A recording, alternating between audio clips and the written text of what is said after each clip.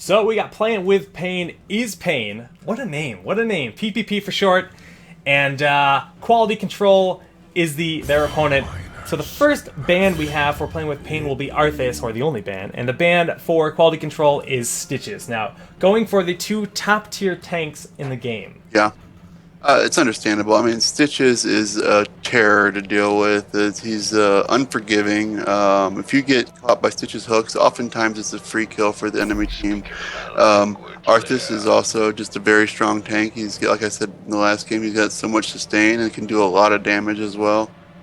Well, we got Tychus for the first pick for Playing with Pain. I mean, no surprise there. We see two huge tank bans, and they're going for possibly the best damage dealer in the game right now. I mean, it's an arguable thing, but Tychus is very, very strong. He's a very common ban, so... Yeah, if Tychus isn't banned, it's very often he's the first pick of the whole match. The wicked shall fall this day. Well, we see Quality Control grabbing both Tyrael and Tassadar. Strong picks. Tyrael is very strong right now. He's just like great all around. I mean, he's got a great useful ult and judgment. He does great sustained damage. He's got great survivability. He's got a quasi blink ability in the sword. He's just got so much going for him, and almost no drawbacks. So, do you think that Playing with Pain should grab Sonya to kind of prevent them from getting the Eraser build with Tyrael and Sonya? I mean that might not be a bad choice. Yeah, you don't want Tyrael and Sonya on the same team. That's a tough combination because they both do great damage and are both tanky. You would need a lot of burst, and it's just a tough comp to deal with if you have Tyrael and Sonya on the same team. Well, they're about to make their picks here. Let's see what they get. They grabbed Uther and Sonya. So no surprise, they grabbed Sonya, making sure that their opponents cannot get the Eraser build set up. And so we got Tychus, Uther, and Sonya right now. I mean, pretty standard play. Sonya has amazing initiation with level 10 with Heroic Leap.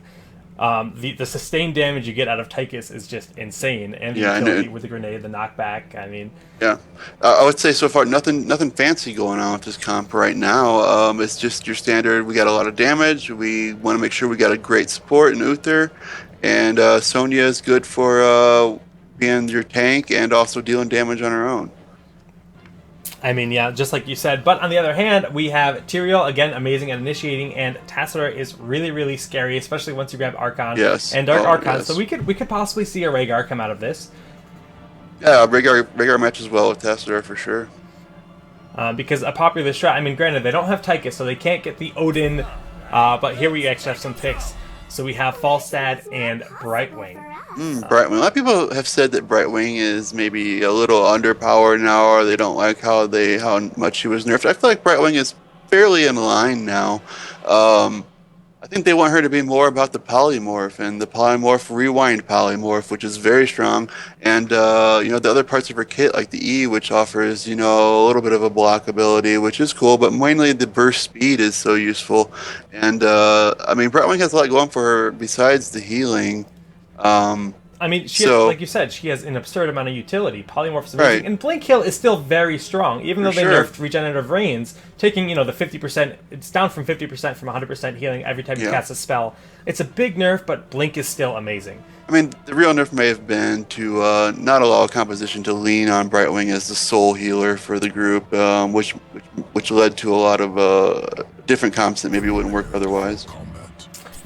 Well, on the Playing with Pain side, we actually see Abathur and Diablo as their picks. Ooh, Abathur. Abathur's an interesting pick. Abathur's a very strong hero, really. There's a lot of things you can do with him. He's Kevin, they call it the Abathur hat. It's everyone calls it the Abba hat. Abba gets on top of you, and it symbiotes on you and can shield you and do damage from that point. And it's very strong. And since they have Tychus, I'm gonna predict that we're gonna see a lot of double Odin.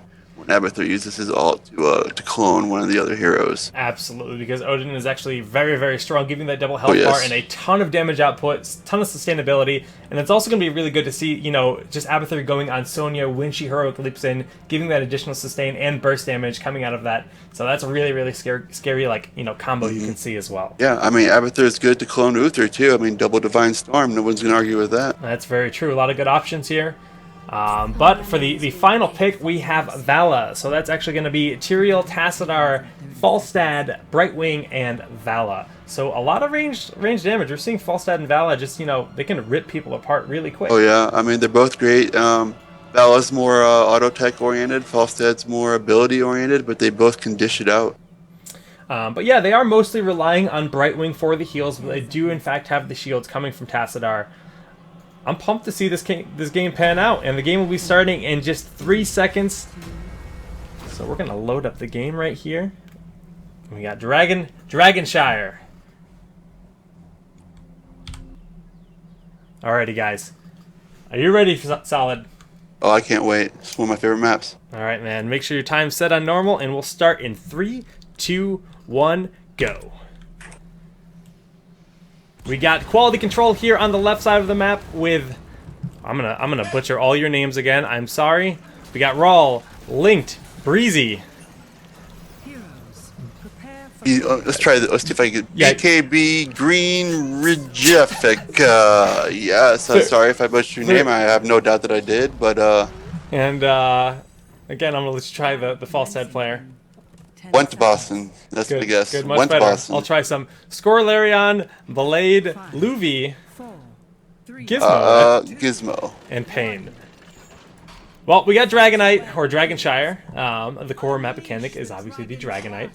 And pretty standard laning. Everybody's just kind of going their respective lanes. We got 3 bottom for, just, it looks like both teams will be going 3 bottom. We got but the Abathur is obviously omnipresent. He's everywhere on the map, and that's something you always have to worry about, because even though it's 3v3 in the bottom, Abathur can be anywhere, and he's going to soak just fine with his Locust in the middle lane here. Yeah, it's interesting that he doesn't get closer to the gate, though, in middle to ensure the experience from that lane. We'll see what he does here. I mean, I agree with that. It's definitely not super risky, especially if you wedge yourself up in here between these towers. Though you can get ganked quite easily from the bottom side if somebody wanted to try to do that. But it's definitely some like, they don't have many characters that can go behind, though. They don't have Zeratul, they don't have Nova, they don't really have those stealth characters you'd expect that he might be worried about. So pretty standard. Everybody's just kind of doing the thing, posturing. They're not going to try to get the Knights to level 4, I don't think. Some standard laning, and you see a lot of the 1-1-3 on this map, where you have 1 in the middle lane and 1 on top or bottom lane and 3 in the other lane, because it counters a 1-1-1 comp with 2 players roaming, which is very powerful against the traditional MOBA setup of having 1 middle lane and then 2 top and 2 bottom. So a lot of this meta has been about countering these things, and 1-1-3 does that very well. Counters the 1-1-1-2 roam. I just want to say, it doesn't look like they're going to get their Knights or their Giants to level 4, but both teams were both kind of attempting Giants there. Sonya tried to solo them, but, with the new changes to Whirlwind giving additional healing, still wasn't enough to solo them at level 3. And we have quality control grabbing the Giants on their side of the map. They had that first Giant down, they secured the second one, and they grouped up, but Team No Breaks has control of the shrine, but they secure it in time to keep them from getting the Dragonite. Or playing at first glance, PPP, I believe that's the team on the left side of the map, am I correct? It's quality control on the left and playing with pain on the right. Okay. Yes, my fault there. They seem to be taking the early game control. They seem to be more aggressive. They seem to be more confident and sure of themselves in their objectives and what they're doing. Yeah, I mean, it definitely seems that way for sure. But again, the Dragonite is something you always have to worry about. And, absolutely. They're just going to continue fighting over the control for that. But again, Siege Giants getting grabbed in the bottom lane by quality control, and they're going to push some pressure on these bottom towers. Oh, absolutely. One thing a lot of people forget is that you don't have to have both shrines. You can just hold on to one shrine. The other team can't get the DK unless they have both of them. And if you have one, you can push that lane and do as you please until they come down and engage you. That's something I wish I could convey to a lot of people on solo queue that just don't seem to understand that concept. But what can you do, man? We have a big engagement here. The Giant's going to go down, but they're just backing off. Thought we were going to have a team fight. But everybody's just posturing. Again, just kind of fighting over that top shrine. They have the bottom shrine pretty much locked down for quality control at this point in time. But Diablo is really going to keep BK at bay here at the top top shrine. I mean, truth be told, committing to an engage is quite a risk at this point because if you go down 1 or 2 players, you're going to give up giants, you're going to maybe give up knights. There's a lot to lose from losing an engagement, and there's a lot of unpredictability in these early engagements. Yeah, that's for sure. But we see that Sonya and Tychus have no problem taking the giants on the right side of the map, both of them having a lot of health regen. But we have an attempt at a gank here on Diablo, but he's not going to die too easy. But at the very least, he'll be able to grab that shrine. But Barbarian will keep Vala at bay. Yeah, Diablo's not going to be able to stop that shrine or contest it. He doesn't know that Brightwing's ported, and so he's just going to, do a normal laning, and we'll see if he goes back for that shrine or not. Yeah, it doesn't look like you're right, he doesn't know that Brightwing's gone, but he must assume at this point in time he hasn't seen Brightwing in quite a while. But again, there's no sense in him taking that shrine because he knows his allies have the bottom shrine and the urgency is not there, so he might as well just play safe and keep laning. And at this point in time, I mean, we see that quality control's kind of backing up, Falstead's going back to heal up, and they're just going to posture, and I think they're going to try to make something happen in the middle of the map. Yeah, I mean, by now he has seen that Brightwing's in the middle. He could make a play for that tower. It'd be a one-on-one with Tyrael. They're both about equal health. It'd be hard to say which way it would go. Here we're going to have it right now. Yeah, it looks like we have a small engagement here.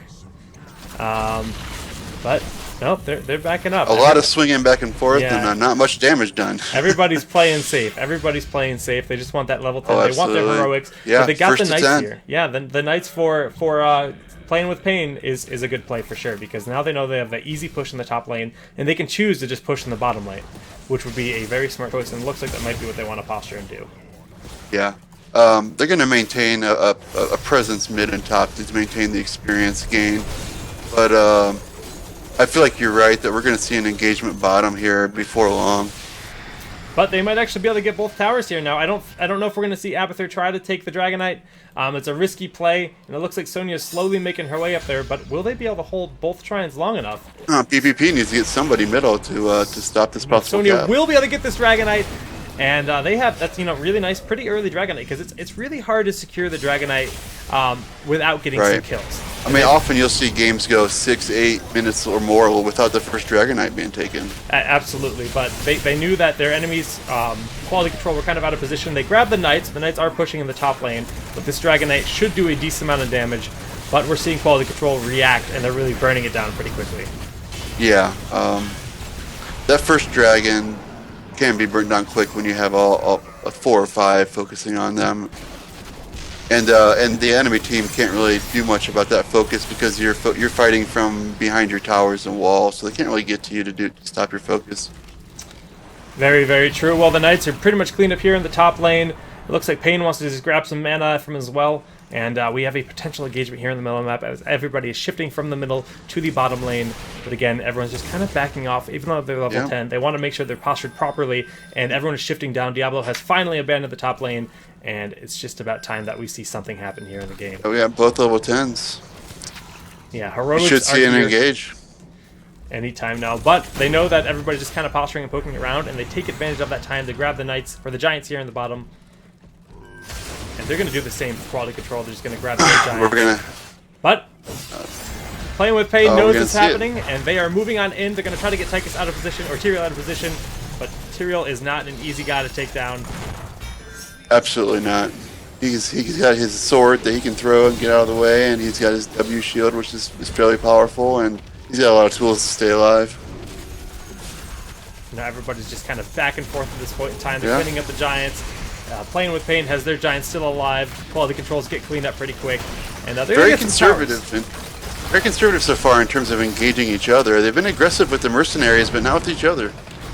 The Abathur realizes that he's going to run out of his heroics, so he uses the Odin ability to put on some pressure. And Tychus, complies and says, "All right, you want to burn this down? I'll help you out." They're just going to get this keep, get this fort, and they're just going to back up. Yeah, they're going to disengage. But Quality Controls knows it's PvP has something to say about that. Oh, man. Bodies are going down left and right. A very nice Divine Storm. Pain is going to fall. Nice Archon work. Blade is going to fall. Nice heal by Tychus, but it won't be enough. And, no. So Great team fight by PPP. You know, it was a good team fight overall. The quality control came out on top, barely surviving with 2 of their players on the team. It is quality control on the left, I believe. Okay, quality control on the left. Yes, All right, yes, I got it now. Quality control on the left, and PP on the right. It's hard to tell with this observer UI, but that being said, we see that, you know, Playing with Pain is going for the Dragon Knight. They got the top shrine. Diablo just kind of staying in the top lane quite a bit, and it looks like he might be posturing to help with these giants here on the right side of the map. Yeah, it's going to be hard to see what quality control is going to do. Are they going to go and contest those giants? No, it doesn't look like it. That is kind of a dangerous play at this moment, but they don't have an objective themselves, so they're seeking for what to do. Right. Well, they have to be aware that these shrines are going to be taken, and they see the bottom shrine is getting taken away from them right now, so they're posturing to defend, and they're going to be taking the top shrine as well. So if they manage to get a team fight here, they manage to take a successful team fight, they could actually get the Dragon Knight. They control both shrines currently, but they're in no position to fight. Falstead backs up, gets out barely, but again, Odin goes down a little bit early. I mean, they can push. Well, they thought they had the engage forced whenever they stunned Falstad, and then it just didn't work out, and quality control was able to continue to disengage when PPP wanted to do a full engagement and didn't get it. Now, interesting to see that BK realized that the entire enemy team was coming up, so he didn't just fully commit with the Dragon Knight. He kind of said, alright, I'm going to try to save my health pool and maximize it so my team gets here, but it's not going to matter too much because his health bar is going to get burned down very quickly, and he's Tyrael, he can back up very easily, but they really have to take out this Abathur clone. So they want to put the pressure on this middle tower. They're really just kind of sitting around, but they're saying, all right, maybe we should just back up. Maybe we should go for an initiation at their night camp. And just play it smart. Take those mercenaries, gather your objectives, build up your advantages more and more one by one. Play it smart, but this is a risky play, but a very nice heroic leap in by Sonya to try to disperse them. But will it be enough? No, she's going to fall. Luby's going to fall as well.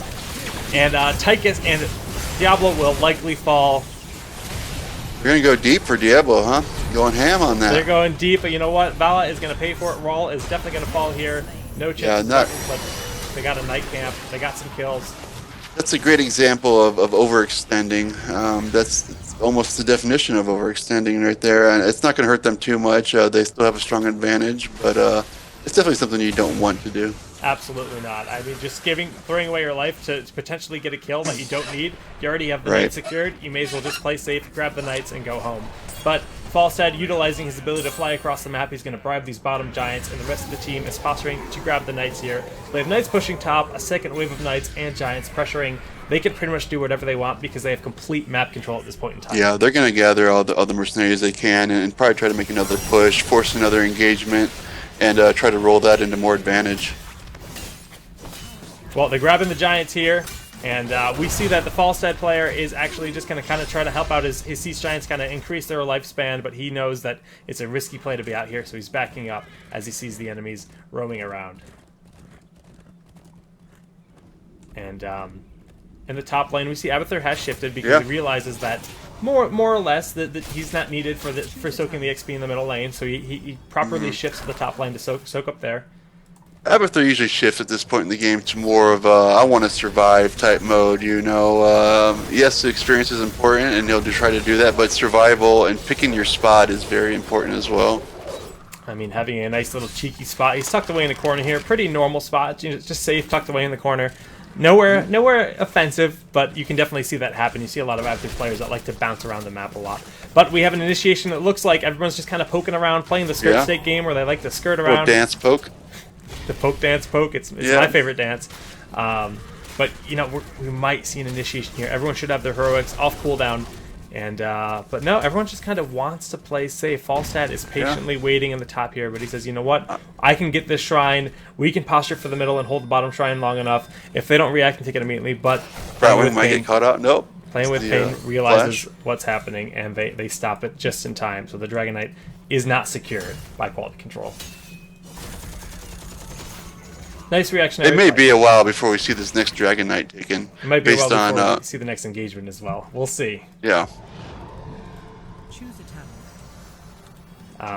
Yeah, so one thing that I'm excited to see today is Chen, but we're not seeing Chen yet. We have the Giants here on the right side of the map, and again, it's just everyone's just kind of posturing, maximizing their XP, making sure they're soaking as much as they can. We can see Falstad, you know, he just wants to soak this top lane. They know they're in the bottom lane. They got vision on them here. And it's a little bit of a non-standard play by Falstad right now, though. At this stage of the game, most teams are grouping S5 at this point in the meta and moving everywhere S5 from objective to objective. But I like this play because he does have So do fly. I. He can fly back down. Oh, absolutely. Once he knows that they're about to initiate, I mean, they can just always posture and just fall back, and then he can get in position once he needs to. But for the time being, he's getting free damage on their towers. He's getting pushed. He's soaking XP. That's XP that they'd typically be falling behind on for having an Abathur in the top lane. So he's kind of. It may be that. Go I'm sorry. It may be that he's baiting that gank, and once he would see the player, like 2 or 3 of PPP move towards the top, then he would fly down and then have more power at the bottom of the map to push the remaining players of PPP off. Well, we can see But that he has flown back. Yeah, as soon as we see that the initiation is going to happen, he realizes he needs to be there to help defend, and he flies back promptly. So they're going to take out these siege giants real quick here, and if Sonya got that ancient spear, we probably would have seen an initiation happen. But she did not get the initiation with it, and we're just going to see them back off. I mean, Gizmo doesn't really have much to risk here. He's going to use his Odin, go on in, double Odin, heroic leap.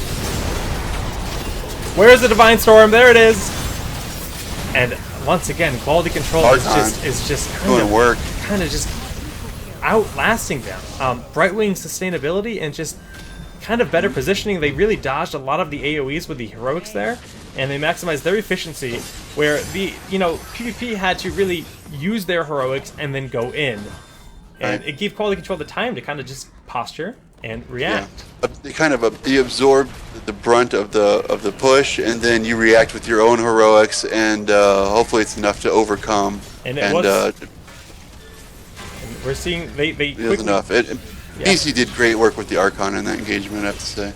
Yeah, I mean, the additional shields you get for it, the amount of sustainability you get, and the damage output of the Archon is all insane. It's an amazing heroic. But we got the Siege Giants pushing in the bottom lane, and they're going to take the Dragon Knight down here to help just plow through the bottom fort. But the game is firmly in quality control's favor right now. PPP can still recover if they can win a team fight. They haven't done so yet, but it doesn't mean that it's out of reach. I mean, at this point in the game, I agree. It only takes one team fight to put you back in the match. They are down 2 levels, but that's not something huge. That's not something that you can't come back from. 2 levels is doable, for sure. Once you get to the 4-level margin, you're in a tough spot, that's for sure, but 2 levels is more than doable, because...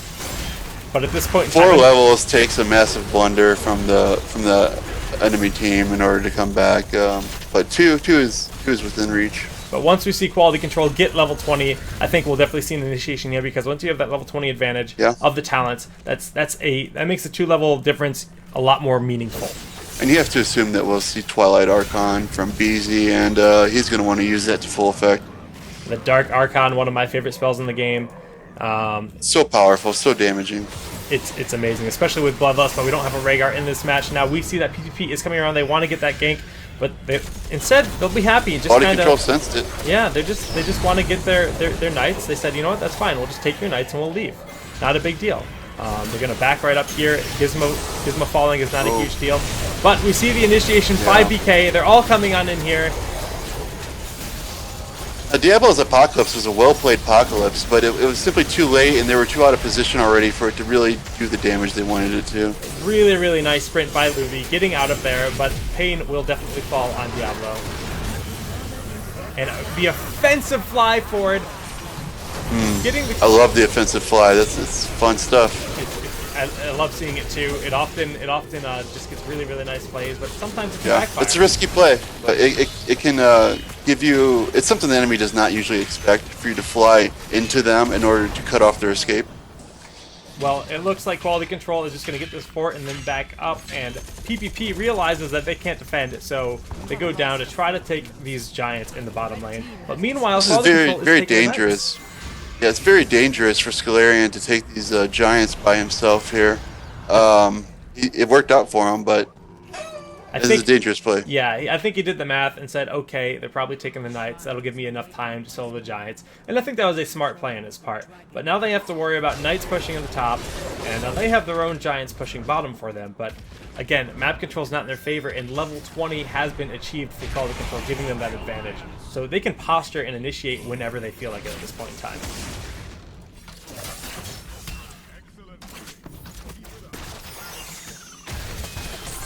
Well, it looks like they're going to try to just get the Dragon Knight and maybe push for the win.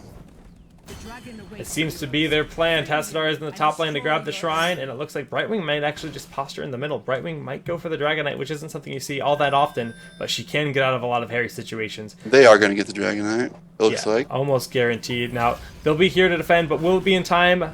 If Brightwing channeled it, they probably would have had the Dragon Knight for sure. But, they get it anyways. A very nice play on their part, and BK is in here in the Dragon Knight, and they're just going to push straight down the middle and do as much damage as try to get the keep. And here comes PPP out of their fountain, looking to push this Dragon Knight off. Yeah, everybody use their hearts to go back home, make sure they're here to defend, and they want to keep this keep alive at all costs. So we're going to see all the heroics go down here. They're going to do everything they can to stop this, but first they're just going to do as much damage to this Dragon Knight while quality control postures in the back here. I'd imagine we'll see Odin at any second. Yep, well, we should see an Odin very, very soon. Oh, the punt is real. Dragon Knight does fall, and they're just kind of posturing. But the keep is very low, and quality control is confident that they can keep pressuring and do enough damage to poke it away. But like you said, here's the Odin from the Abathur. We should see the second Odin come down if they try to initiate. But quality control is actually backing up. Yeah, they don't want to engage with Odin. They'd rather just wait for Odin to expire, I believe. And that's not a bad play at all.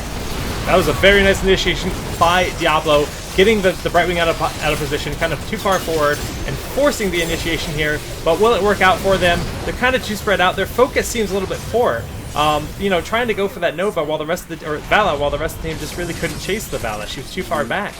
So honestly, I mean, they just got picked apart because their focus wasn't there. Yeah, I mean, focus is very important in this game, as it is in most any MOBA. You got to be able to change focus on a dime. You got to be able to know what the highest priority target is at any given time.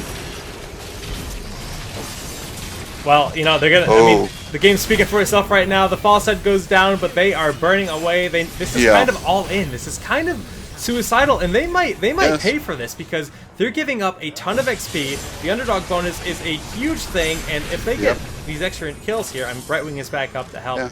I mean, if you remember last game, Glorious backed off in a situation just like that because of that reason right there. Exactly. They could have backed up. They could have grabbed the Giants here. They could have grabbed the Giants in the bottom and just played safe and wait. But they decided they wanted to try to end the game there, and as a result, they kind of helped PPP get back in the game. Right, they did. PP's not far from being able to take advantage. If they could get a gank right here, they could turn this whole game around. Well, they're going for the Giants, and PPP also wants the Giants. They know that they just grabbed their left side Giants on the map, so there's going to be an initiation here. But all of PPP are here. BKB is going to... Oh, BKB with a great escape with Tyrael. Wow, that was well done. Oh, but he doesn't quite get away. I think you're like a second ahead of me, but that's okay. We see Tyrael escaping now. The heroic leap on Tyrael, yeah, and that'll be enough to secure the kill. And at this point in time, I mean, Tyrael has Resurgence, so he's going to be right back in the game, and quality control can just keep the pressure on. They can just posture up and try to do something.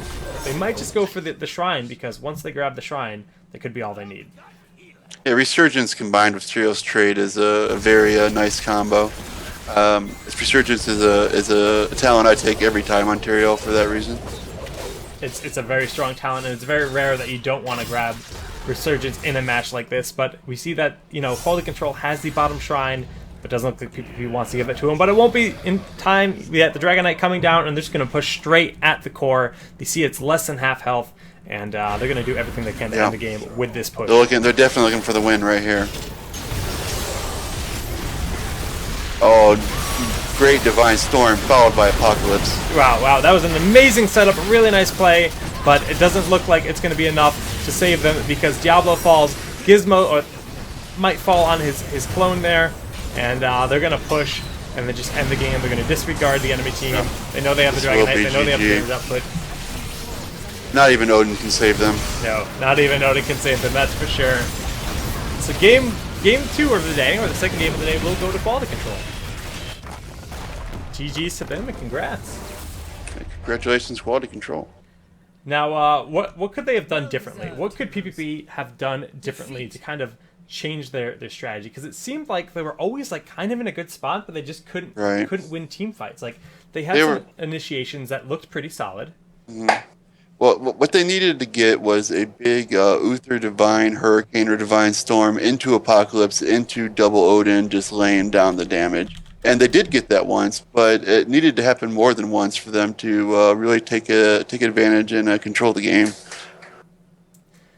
Yeah, I mean, for sure. But again, you know, we actually have Scalarian in the chat right now saying pretty messed up draft by us. I guess that wasn't a draft that they were too happy with. Sorry to hear that. Well, I mean, it's not a terrible comp. It's a lot of like really solid characters, but they just couldn't get those initiations they wanted. Now we saw some really good initiations by Diablo.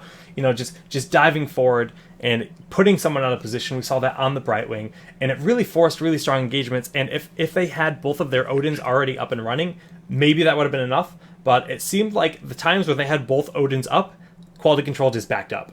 And other times where the Odins weren't necessarily up and ready to run, quality control was like, all right, well, we can actually take this because it's going to take time it's to the get downside. Yeah.